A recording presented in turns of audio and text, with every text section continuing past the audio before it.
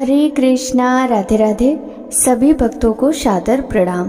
सभी भक्तों को इंदिरा एकादशी व्रत की हार्दिक शुभकामनाएं। अब हम जानेंगे इंदिरा एकादशी व्रत पारण का शुभ समय। इंदिरा एकादशी व्रत पारण 11 अक्टूबर 2023 दिन बुधवार को किया जाएगा। व्रत पारण का शुभ मुहूर्त सुबह 6:19 से सुबह 8:39 तक रहेगा। हम जानेंगे एकादशी व्रत खोलने की विधि। एकादशी व्रत का नियम दशमी से द्वादशी तक चलता है। द्वादशी को पारण करते समय चावल जरूर खाना चाहिए। तामसिक चीजों का पारण में भूल कर भी प्रयोग ना करें। एकादशी का व्रत भगवान विष्णु के निमित्त रखा जाता है। हर मास में एकादशी आती है और मास के अनुसार एकादशी व्रत का महात्म्य भी बढ़ जाता है। एकादशी व्रत करने के लिए दशमी के दिन से व्रत के नियम लग जाते हैं, जो द्वादशी तक चलते हैं। दशमी से लेकर द्वादशी तक व्रत के नियमों का पालन मनुष्य नहीं करते तो इससे उन्हें व्रत का पूर्ण लाभ नहीं मिलता। ऐसे में हर किसी को यह पूर्ण लाभ नहीं मिलता। सभी को यह जानना चाहिए कि व्रत के अगले दिन पारण करते हुए क्या गलतियां ना करें। एकादशी पर नियम और संयम के साथ व्रत रखकर भगवान विष्णु की उपासना करने के बाद अगले दिन द्वादशी तिथि पर पारण में खास चीजों का ही सेवन करने का विधान। इस व्रत के पारण में कुछ विशेष चीजों का प्रयोग करने से आपको व्रत का संपूर्ण फल प्राप्त होता है और देवतागण भी प्रसन्न होते हैं। तो आइए जानते हैं क्या क्या चीजें हमें व्रत में खानी चाहिए और नहीं खानी चाहिए। भगवान विष्णु को तुलसी बेहद प्रिय है और उनकी पूजा में यदि तुलसी ना हो तो वह पूजा या भोग ग्रहण नहीं करते। इसलिए भगवान विष्णु के किसी भी व्रत में तुलसी का प्रयोग अवश्य करें। और एकादशी व्रत के पारण के लिए भी आप तुलसी पत्र को अपने मुख पर डाल सकते हैं। आंवले के पेड़ पर भगवान विष्णु का वास होता है, इसलिए आंवले का भी विशेष महत्व होता है। एकादशी व्रत का पारण आंवला खाकर करने से अखंड सौभाग्य, आरोग्य और संतान सुख की प्राप्ति होती है।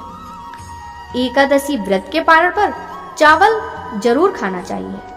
एकादशी व्रत के दिन चावल खाना मना होता है, लेकिन द्वादशी के दिन चावल खाना उत्तम माना जाता है कि इस दिन चावल खाने से प्राणी रेंगने वाली जीव की योनि में जन्म पाता है। लेकिन द्वादशी को चावल खाकर व्रत का पारण करने से इस योनि से भी मुक्ति मिल जाती है।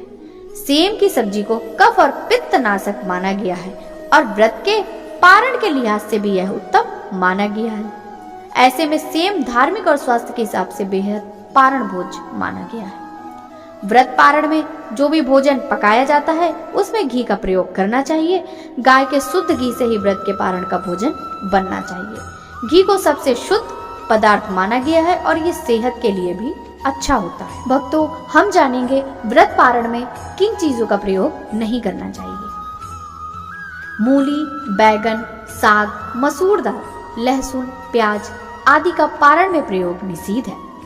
बैगन पित्त दोष को बढ़ाता है और उत्तेजना वर्धक होता है, तो वहीं मसूर की दाल को अशुद्ध माना गया है। मूली की तासीर ठंडी होती है, इसलिए यह व्रत के ठीक बाद सेहत के लिए सही नहीं होती। लहसुन प्याज तामसिक भोजन होता है, इसलिए इसका प्रयोग भी वर्जित है। माना जाता है इसे खाने से उत्तेजना, क्रोध, हिंसा और अशांति की भावना मन में आती है। व्रत पारण में भगवान श्री हरि को प्रिय लगने वाली तुलसी, आंवला या सात्विक भोजन करके व्रत पारण करना चाहिए। भक्तों, हम जानेंगे एकादशी व्रत उद्यापन कब और कैसे करना चाहिए। सनातन धर्म में एकादशी के व्रत का काफी महत्व है। इसका उद्यापन देवताओं के प्रबोध समय में ही एकादशी व्रत का उद्यापन करना चाहिए। विशेषकर मार्गशीर्ष के महीने में माघ माह में या भीम तिथि माघ शुक्ल एकादशी के दिन ही व्रत का उद्यापन करना चाहिए। चातुर्मास में उद्यापन नहीं करना चाहिए। जब आपकी 24 एकादशियां पूर्ण हो जाती हैं, तब आप इसका उद्यापन कर सकते हैं। एकादशी उद्यापन में श्री विष्णु जी का चित्र अथवा मूर्ति होनी चाहिए। पुष्प पुष्पमाला, नारियल, सुपारी, आंवला, बेर, अन्य ऋतुफल, धूप, घी, पंचामृत बनाने के लिए कच्चा दूध, दही, घी, शहद और शक्कर चाहिए। चावल, तुलसी, गोबर, केले का पेड़, मिठाइयाँ इत्यादि भी होनी चाहिए। एकादशी व्रत के दिन ब्राह्मणों को भोजन करवाना चाहिए। पूजन कितना भी बड़ा या छोटा हो, सभी व्रतियों को श्रद्धा के साथ इसे करना चाहिए। एकादशी व्रत का उद्यापन किसी योग आचार्य के मार्गदर्शन में करना चाहिए। उद्यापन में 12 माह की एकादशियों के निमित्त 12 ब्राह्मणों को पत्नी सहित निमंत्रित किया जाता है। उद्यापन पूजा में तांबे के कलश में चावल भरकर रखें। अष्टदल कमल बनाकर भगवान विष्णु और लक्ष्मी का षोडशोपचार पूजन किया जाता है। पूजन के बाद हवन होता है। सभी ब्राह्मणों को फलाहारी भोजन करवाकर वस्त्रदान आदि दिया जाता है। किसी भी व्रत की पूर्णता तभी मानी जाती है जब विधि विधान से उसका उद्यापन किया जाए।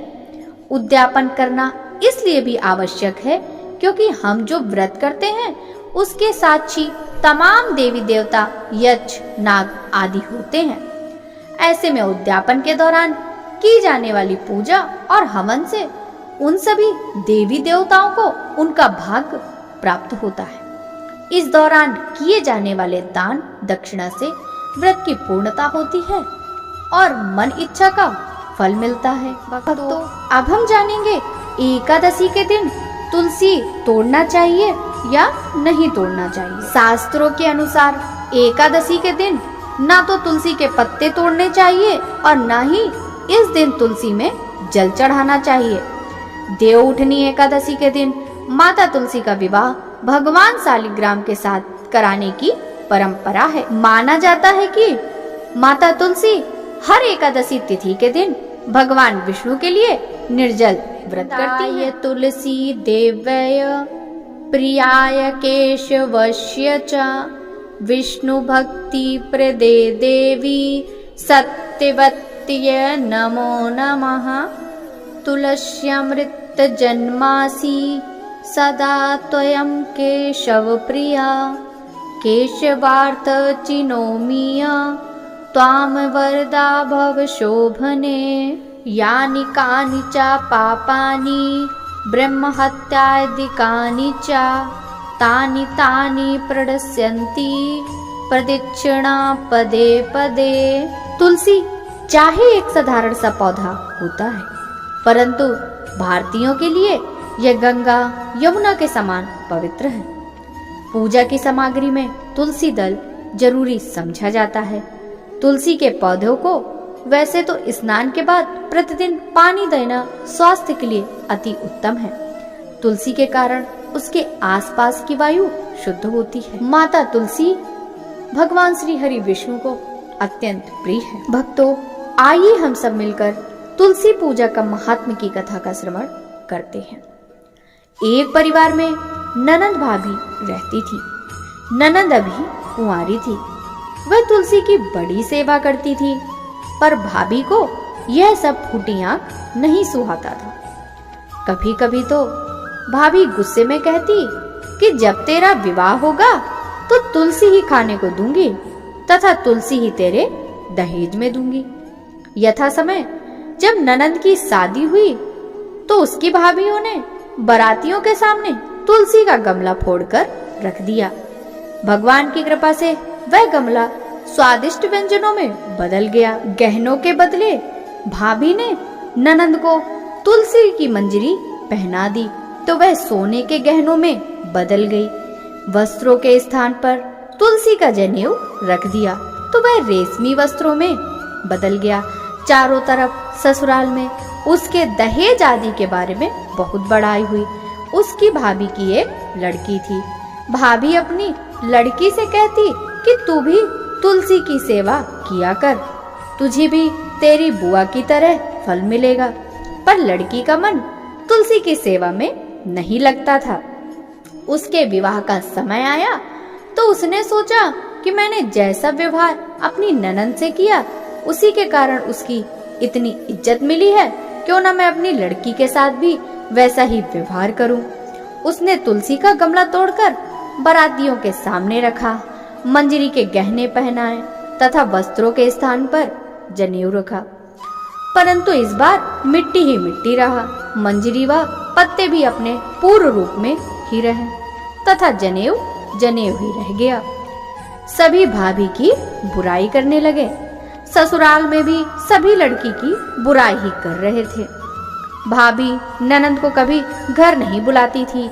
भाई ने सोचा मैं ही बहन से मिलाऊं। उसने अपनी इच्छा अपनी पत्नी को बताई तथा सौगात ले जाने के लिए कुछ मांगा तो भाभी ने थैले में ज्वार भरकर कहा, और तो कुछ नहीं, यही ले जाओ।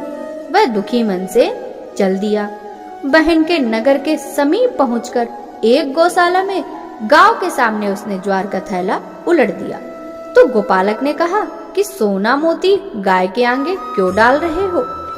उसने उससे सारी बात बता दी तथा सोना मोती लेकर प्रसन्न मन से बहन के घर गया। बहन बड़ी प्रसन्न हुई। जैसे प्रसन्नता बहन को मिली वैसे सबको मिली। बोलिए वृंदा देवी की जय, तुलसी महारानी की जय। तुलसी महारानी नमो नमो, हर की पटरानी नमो नमो।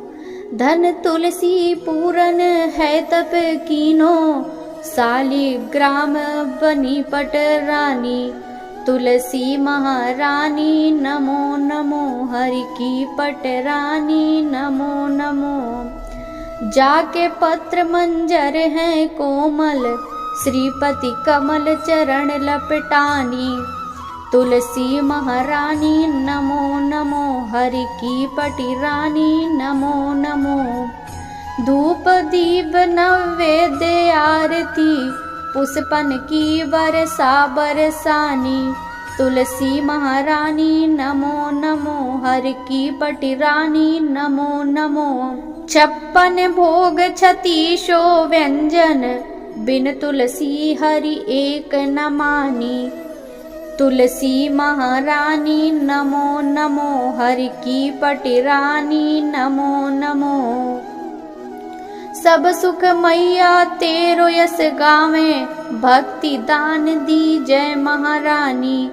तुलसी महारानी नमो नमो, हरि की पटरानी नमो नमो।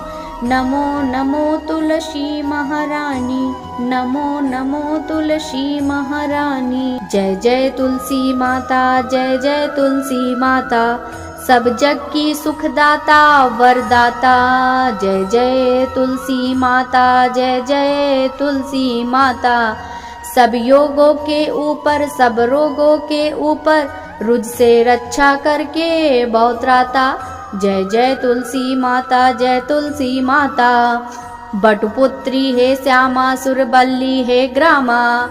जय तुलसी माता, जय जय तुलसी माता। विष्णु प्रिय जो तुमको सेवे सो नर तर जाता। जय तुलसी माता, जय तुलसी माता। हरि के शीस विराजत त्रिभुवन से हो वंदित, पतित जनों की तारिणी विख्याता। जय तुलसी माता, जय जय तुलसी माता माता। लेकर जन्म विजन में आई दिव्य भवन में, मानव लोक तुम्ही से सुख संपत्ति पाता माता। जय जय तुलसी माता, जय तुलसी माता। हरि को तुम अति प्यारी, श्याम वरण तुम्हारी।